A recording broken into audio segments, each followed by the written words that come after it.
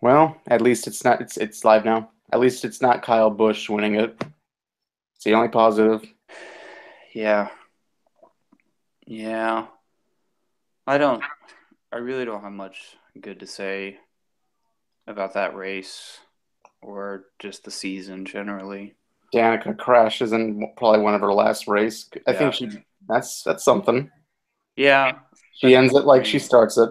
Yeah, I said that didn't surprise me at all, and it was completely avoidable too. It wasn't like she was just in the wrong place in the wrong time, as our fans always like to say. It's like that was completely her fault.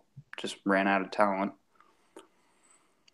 Oh boy, pulling on that's a Travis Quapple quote right there. Yeah. Um. Yeah, I don't know. It was still a disappointing race because I really thought it seemed like Larson could have won it. And, if I'm going to speculate, I think he sort of just backed off at the end to let Truex and Kyle Busch fight it out. I don't think he wanted to interfere Which is like because, the other. It's just a ridiculous. I mean, that seems like it's a really dumb incentive too. Like this yeah, whole championship race basically incentivizes the non-championship drivers to back off from winning the race. That's what I find really yeah, disturbing about this. yeah. I think if it was just one of them by themselves, he would have fought them for it. Um, but I don't know. I mean, Larson does seem to have some kind of class about him usually, so he doesn't seem like the kind of guy to do that. Because he was catching them by almost half a second a lap. I mean, it was kind of absurd. He had the won the first two stages of the race, so he definitely had the dominant car. And then he catches them and just like doesn't even attempt to make a pass. Um, I think he still had the car. It's just he didn't want to. It's on. I guess it's understandable, like you said. I mean, you don't really want to be the guy that costs somebody a title because you're never going to live that down. Yeah. Even though I would have rather him like wreck both of them, Oh but yeah. yeah, I would have loved to see that. I think Can't he would really. gain fans if anything if you want to dump the two Toyotas, but The only thing that probably saved this race was really the fact that the best driver won, or at least the best driver all season. I'll see. Yeah, no kidding. I mean, That was you can say that could have been Brian France's saving face, but I mean, I at the same time, when this is the lowest rated Homestead race since 1999. yeah, yeah. I mean, it's like I don't even think the fans give a shit about that. That Truex won. I think if the comments that from all the forums and whatnot that I was reading leading up to this are any indication, like most fans have are attuned to the fact that this format is just a complete disaster and Dumpster fire. there's really no redeeming qualities to it. I mean, the racing, I don't really think the racing is that much better, if I'm going to be honest. I mean, the idea that like without this format, Kyle Busch wouldn't have tried to win the race and hunted Truex down, like, yeah, right. I mean, I don't think a format when you put a win in front of somebody like that, I don't think the format makes a hell of a lot of difference. I'm gonna You make a might weird. not see Denny Hamlin dumping Chase Elliott at Martinsville. I mean, maybe that doesn't happen, but generally, I don't think it makes all that much of a difference.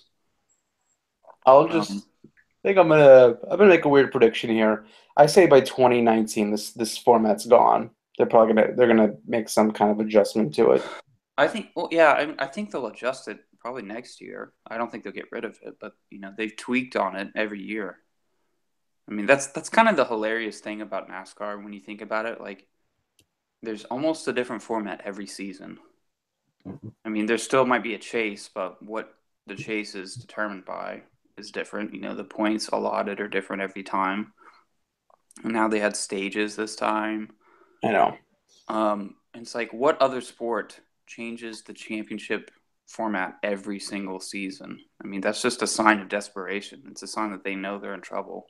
The MLB added that stupid wild card game like to their playoffs, like about what was it 5 years ago? I can't Yeah, exactly. I mean, one thing I'm still not crazy about it. I kind of wish they would get rid of that, but that's the only right, but I sport. mean, Like it would be if like the NFL expanded the playoff field to like basically every team, Oh yeah, and then instead of like suddenly changed the rules for how points are allotted in the game. It's like if I mean nobody else changes their format. Like most sporting championship formats have stayed the way they are for like decades.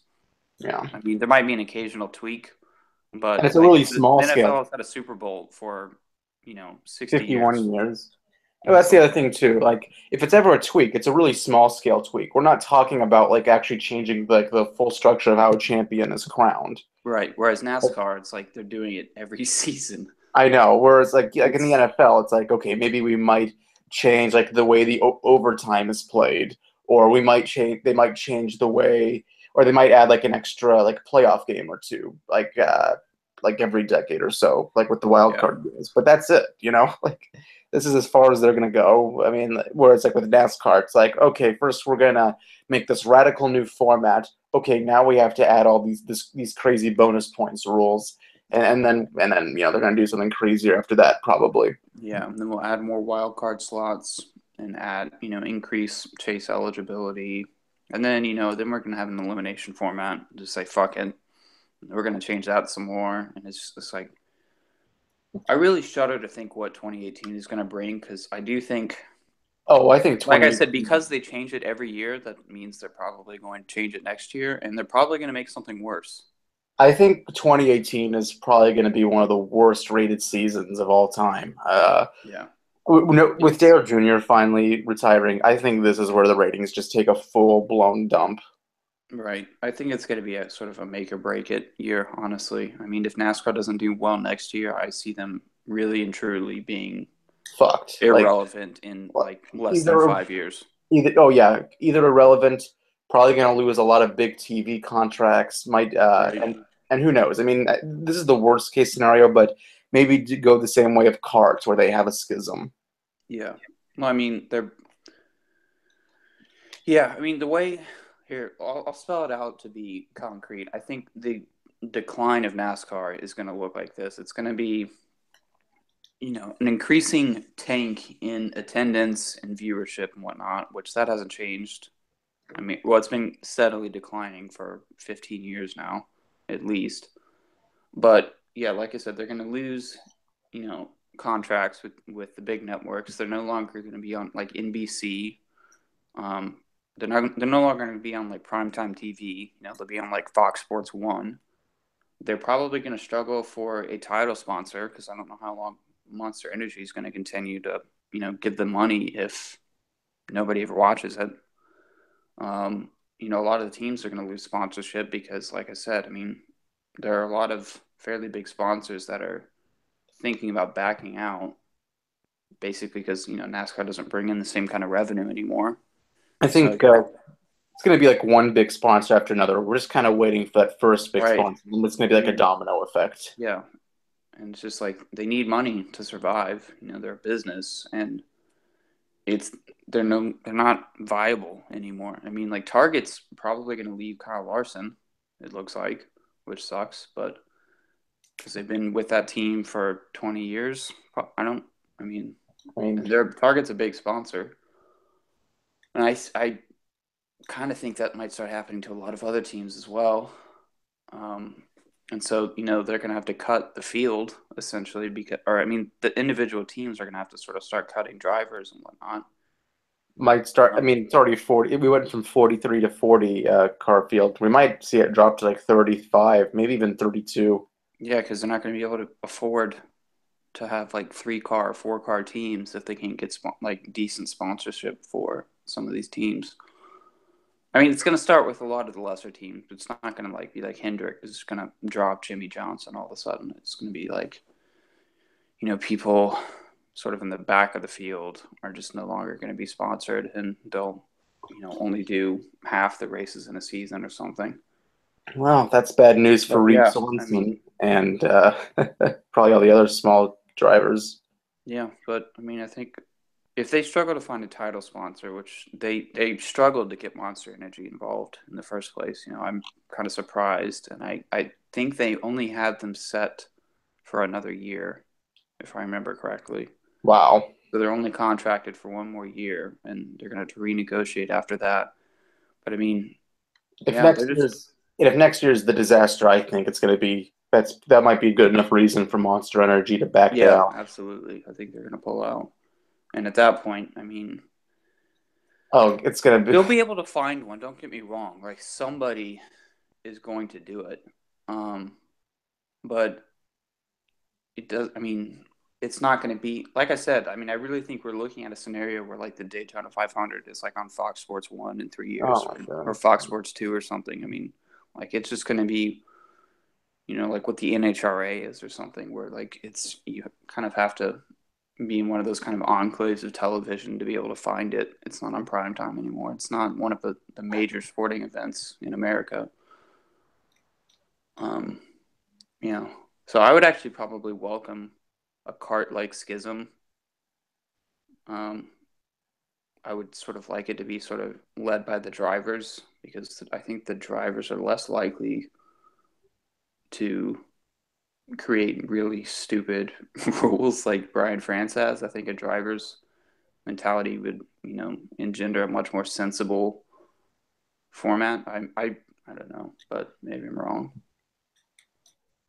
But I Well, don't know. That's pretty ambitious. I don't know that they have sort of the clout that we need politically to pull something like that off right now. But yeah, things are not looking good. I mean, I don't know how there are people that still continue to deny that this is happening and like get your head out of the sand, man. Like NASCAR really and truly is going to be dead in 5 years if nothing changes.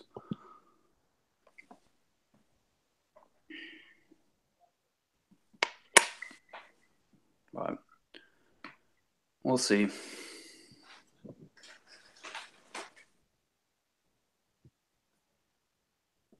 Also, like to point out that Toyota won like 8 of the 10 chase races, and there's still people that deny that Toyota has an advantage, like a deliberately negotiated advantage with NASCAR. It's like those people just amaze me. I mean, I'm not a conspiracy theorist necessarily by any stretch, but like, how do you deny that? That you have basically, it's not even just Toyota, it's like the 18 and 78. Really, how do you deny the fact that like those two cars, especially if you look at the stage wins that they had all season long, look at the stage wins between Joe Gibbs and Furniture Row and everybody else. And it's like it's painfully obvious that Toyota has a pretty massive performance advantage.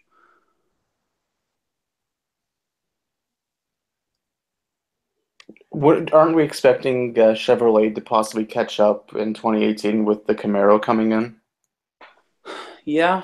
Um, That could, I mean, if that levels out the playing field a little bit, that could be some opportunity to maybe the ratings drop won't be as bad. The thing with me is like I think the ratings drop is inevitable without Dale Jr., but there could be ways to mitigate it. I don't think it's not gonna flatline, and I don't think it's gonna go up slightly. The only thing we can really do is keep it from bottoming out. yeah. No, I think it'll help because, I mean, I think 2014 was a decent season as far That was a as great season. the I can't. diversity. Yeah, as far as like the diversity of winners goes. Although Toyota only won 2 races that year. Yeah, I still can't believe like 2014 was such a good year, and it's like it doesn't feel like it was that long ago, and here we are basically talking about what could be the end of the sport. Like we're Yeah. already at that point. Yeah, I mean, as far as competition levels go, I think 2014 was the best in recent years because you had Chevy and Ford anyway. Toyota really was kind of irrelevant. I think that's why Toyota lobbied NASCAR for the rules change of 2015, which conveniently suited their cars more than anyone else's. Um, so yeah, I mean, Chevy with the Camaro being more competitive would help. Ford also clearly needs a leg up because I think they won like what 4 races this season. Well, hold on, no, it's more than that. So Stenhouse had 2, Keselowski had 3, and then Harvick had 2, and then Logano. So that puts them at like 8 wins total, I think, unless I'm forgetting somebody. Um, but you would expect, if there are three manufacturers and there are 36 races, you'd expect each of them to have roughly 12. And that's not what you had. So,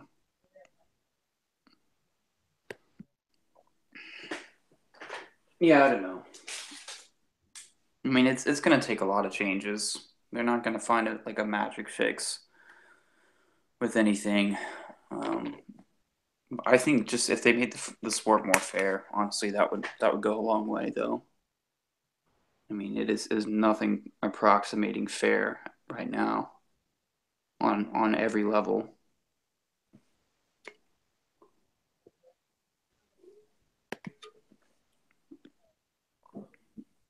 But I don't know. I don't know. And the other thing with 2018, I'm trying to give my prediction here. It's like, I mean, it might be fun to see the Camaros, but like, I don't see really the competitiveness changing. I think it's going to be really, I mean, it might take a couple years really for Chevrolet to catch up. I still expect Toyota domination for the most part.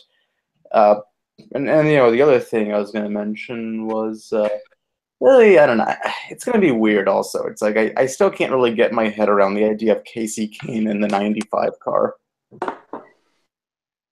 Loss of not just, and it's a loss of a lot of other good drivers too. I mean, either drivers who are once good who are going to be going to really, uncompetitive cars. Loss of Dale Jr., loss of Kenseth. Kenseth was at least competitive. Yeah. Yeah. Kurt Busch is Kurt Busch. I mean, Kurt Busch is going to probably lose that 41 spot. He might not be coming back. That's a possibility. Yeah, I haven't kept abreast with that, but I know he still hadn't secured Doesn't really matter. I mean, Kurt Busch sponsorship has for already next won. year. Yeah. Yeah, Kurt Busch has already reached the pinnacle. He's already got the Daytona 500 and a championship. There's really nothing more for him to accomplish. Yeah. Yeah. Um, I don't know. And I think all they have to do if they wanted to see Chevy and Ford be more competitive is just up the the horsepower regulations. I mean, that was the big difference between 2014 and 2015.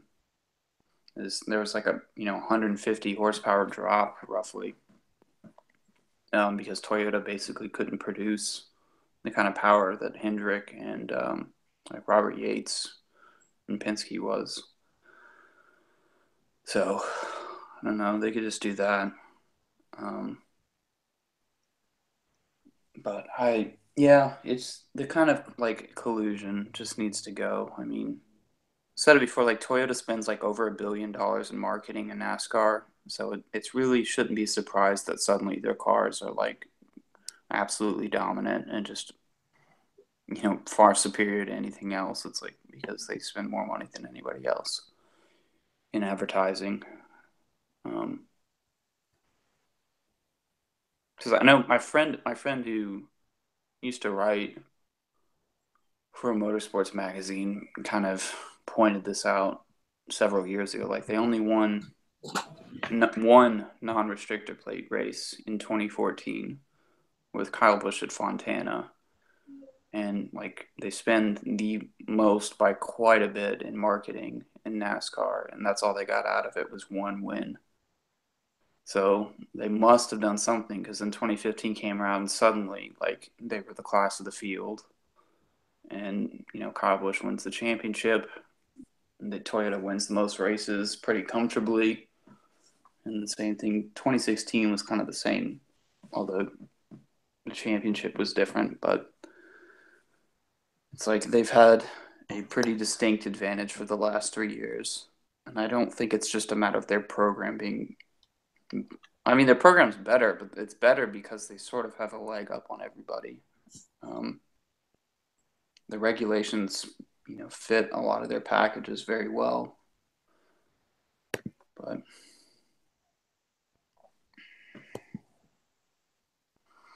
I don't know, though. I mean, it's easy to point out problems. It's kind of hard to propose solutions. because I think it's just a product. It's symptomatic of like a decline of motorsports generally in America. I think people just aren't as interested in it as they used to be. Because IndyCar isn't very popular either. Formula One. Formula One's actually not. It seems like it's growing in the U.S. But I don't see that replacing stock car racing anytime soon.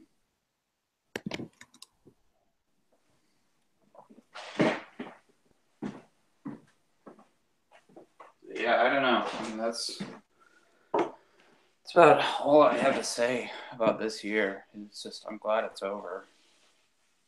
This whole racing year has sucked. I mean, IndyCar was okay to some extent just because we had, what, like five guys who were vying for the championship in those last two races. Yeah, although you kind of have that every year because Penske's always got four guys in the running. Well, yeah, that was what ruined it. It was it was almost all Penske guys and Yeah, Scott Dixon.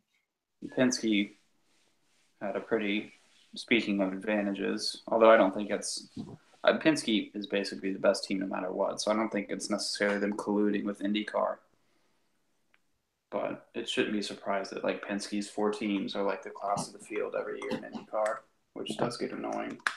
And then you had what, like Lewis Hamilton completely dominating all of Formula One. He scored at least a point in every single race this year.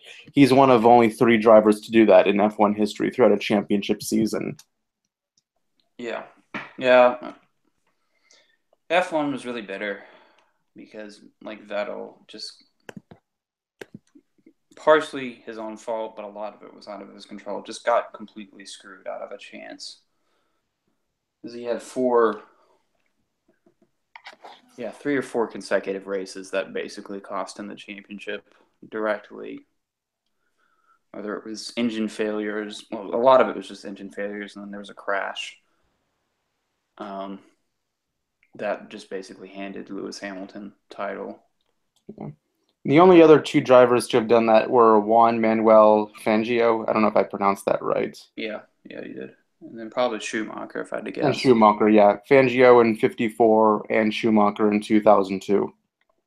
Yeah. Yeah, I think Schumacher in 2002 finished on the podium in every race. I can look that up.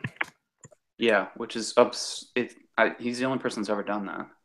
Or it might have been every race but one. But like that, yeah, that was a record, which it's insane to think about.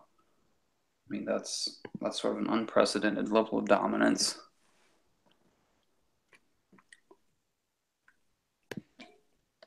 But those were the days when like Ferrari could actually win a championship. Schumacher did finish on the podium in every single race. In fact, he won in. Hold on, I'm looking this up right now. Wait, one.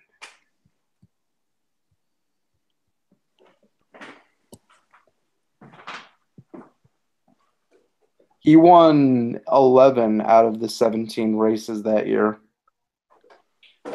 and only finished third in one of them. So Yeah, that just puts yeah, into perspective just how, yeah. no, I know. That's I think in 2004 he won 13 races, which is him and Vettel are tied for that record. They both have the most wins in a season. Vettel won 13 races in 2013. He won 9 consecutive.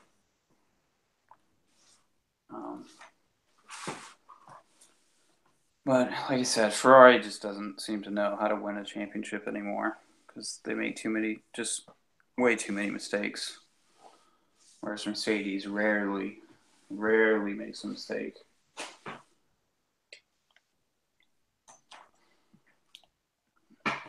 I have this weird feeling I'm probably only going to watch the big races next year. Maybe Daytona, Indy, and then maybe just the Brickyard 400.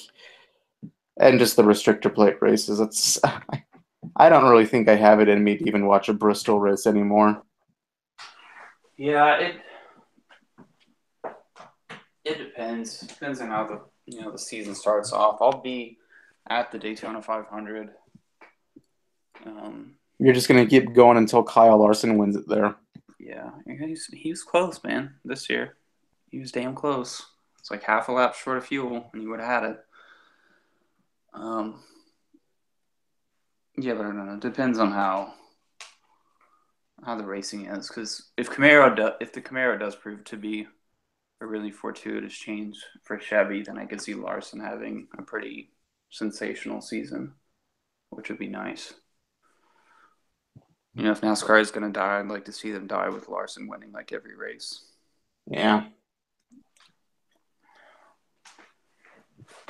I'm probably gonna do that thing where I'll probably cheer for William Bry next year because I have this bullshit connection. I have this weird feeling of just having to stay connected to the 24 number, you know? I think Willie Byron's actually good, though. Yeah, maybe. I mean, Chase Elliott's pretty good. I do think he was overrated. But I think William Byron, he's a relatively low-key character, so maybe he doesn't get quite the attention he deserves. But, like, he's... I want to say he set the record for most wins in his rookie season in both the Truck and the Xfinity Series. And I don't know. That's really, really impressive. I don't think he's gonna like have. He might. I think he might win one race. You know, maybe two, but I doubt that in his rookie season in Cup. But I don't know. I expect him to be pretty damn good in the years to come. I think Chase Elliott's probably going to win 2 or 3 this year because I don't know how much longer he can be. He can get screwed out of a win. I don't know. I'm gonna make a bold prediction just for the sake of it. I'll say Jimmy Johnson doesn't win a single race this season. It'll be the first season in his career he goes winless. That'd be nice. You know, I was getting scared of him like after he won Dover, but Yeah, boy, and then that well, after that was like one of his fell worst apart. seasons ever. Yeah, that was nice. It's possible. I think finally the competition's caught up with him. Yeah, He I just mean, can't and beat. He can't even beat the Ford cars. That's the other thing. yeah, I know. I mean, he was like 3 laps down at Texas, and then Homestead he finished well in the back. So, I mean, granted, that's not really any indicator of what they're going to be like next year, but I don't know. I mean, I really think they've been struggling more consistently over these past years. Even in 2016, where he lucked his way into a title, he really wasn't even that good that year when you think about it. Up until the chase started, and then he improved a bit. But yeah, I don't know. It would be kind of nice to see him go winless for once, and it might just happen by virtue of the fact that like there are a lot of other really good drivers out there. Um, you might see Ryan Blaney do really well at Penske. You probably see Larson do really well, and Chase Elliott's probably going to do really well. So the competitions could be just a little steeper. What do you think of Alex Bowman in the '88? How do you think that? Do you I think don't think he's going to do anything. I don't think he's going to be in that '88 car after a couple of years. I think he'll be like Casey Mears, and like he might win a race on fuel mileage or something, and be with Hendrick for 2 seasons and then be out. And then have another, and then probably just have some other mediocre, well, somewhat okay driver replace him. Yeah, I don't know who. The thing is, while there are a few decent, there are a few good young drivers in Cup. There's really nobody in Xfinity. I mean, like Cole Custer, maybe, but he's not even that good. The Truck Series doesn't have anything, so there really isn't a lot of talent to pick from. Oh yeah, that's always been that's always been the problem with NASCAR. It's like I don't know if I would call it the farm system, but like the whole Xfinity Truck Series like farm system, there's nothing to really choose from. Like who's going to replenish the old talent? Yeah, well, part of that is because Cup drivers occupy like fucking a third of the driving slots, or a third of the entry list on any given week. So like, yeah, they don't have any room to foster any talent because the Cup drivers are always in it. Well, I can tell you this. This is probably the best news for Roush, who has become completely irrelevant. They might actually get some more top tens and top fives next year, just because of the lack of extra talent in the Cup Series this year or this upcoming year. I doubt it, but yeah. They'll Maybe do better, Stenhouse will win a plate track, but that's it. and then maybe Trevor Bayne might have a few top five finishes just because everybody else sucks. Yeah, but Trevor Bayne really sucks, though. I can't believe he still has a ride. Trevor Bayne is like one of the worst drivers in NASCAR. He's I guess probably what I he's think one of the worst drivers to ever win a race. I'll say that. with Danica out, I think all the attention is now going to go on him.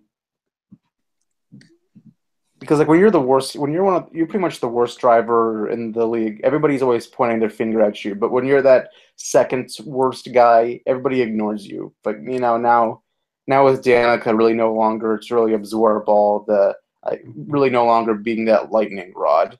I think it all falls on Trevor Bay now. Yeah, I don't know. I mean, Roush. The thing with Roush is like I don't know. I'm surprised Roush didn't pick up Chris Buescher because he won them a damn championship in Xfinity, which is pretty impressive when you consider he did it in a Roush car and he actually won races in it. I mean, he beat Chase Elliott with Junior Motorsports. Like to do that with Roush equipment's actually really impressive. I mean, not saying he would have been a star in Cup.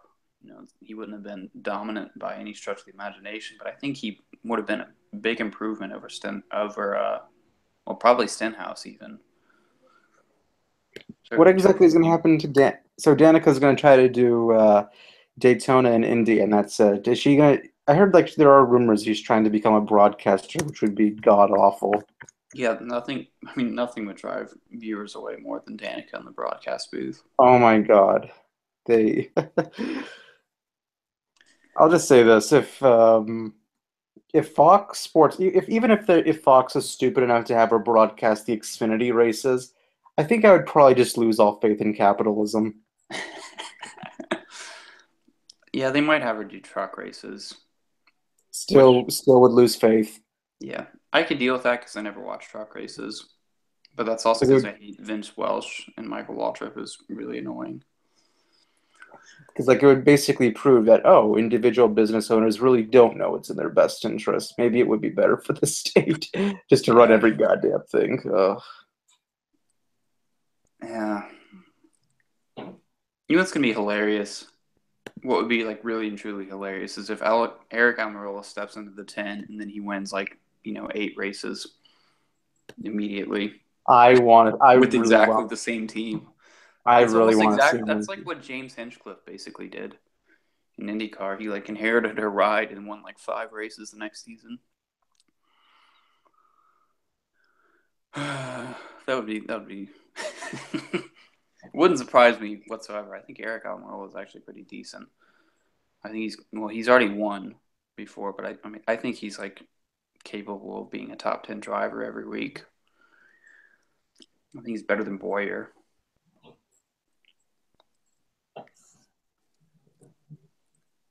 which I'm kind of surprised they renewed Boyer's contract because he's been a has been for like 4 years now. He's not getting any better. He still hasn't won since 2012. Yeah, yeah. So I don't know what the hell. I don't know what the hell Stuart Haas was thinking hiring him in the first place. They could have maybe like stolen Eric Jones or somebody like that and put them, in that car instead. You know, Because I mean, Eric Jones could have won that Bristol night race last year. yeah, He's got he was talent. He close. really showed it. Yeah, here's the thing. Also, I mean, you can't. I don't think you can really judge somebody's Cup career based on if they were a Gibbs driver in Xfinity, because like driving for Gibbs in Xfinity is like a guaranteed championship, basically. I mean, they like JGR is so much better in Xfinity than every other team that it's kind of stupid. Like Suarez is an excellent demonstration. He won 2 or 3 races, which actually isn't that many for Xfinity and the championship. And then he came over in Cup, and he's like by far and away the worst driver at JGR. He's like running 20th when his teammates are like all in the top five. Yeah, he does good at the plate tracks, but it's only 4 races a year. Yeah. Like I think Eric Jones was definitely a better driver than him, but Suarez won the championship because of a caution or because of a restart, really, where Jones got stuck behind somebody with no tires and Suarez didn't. Yeah. I think I've said most of what I want to say. Just, I don't know, just a bunch of bullshit. I really want to get off my chest. Yep. Yeah. I'm not going to wax poetic about the virtues of stock car racing until they actually do something to earn it. So, Same. All right. Well, I guess that wraps up this year. It has been, I think, it's been as awful. disappointing. Yeah, 2017, I think, has been as disappointing as we said it was going to be last year. Yeah. Which makes me hope that we're wrong about next year, but I don't see us being wrong about it. No, I think we're going to be right, unfortunately. Yeah. Yeah, here comes to the decline. All right. Just going to take it off here.